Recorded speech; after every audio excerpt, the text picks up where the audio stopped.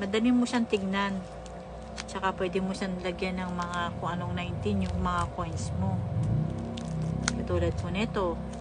Ayan.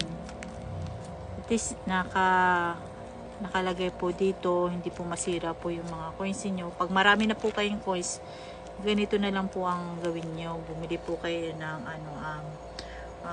pocketbook album collection. Ganyan.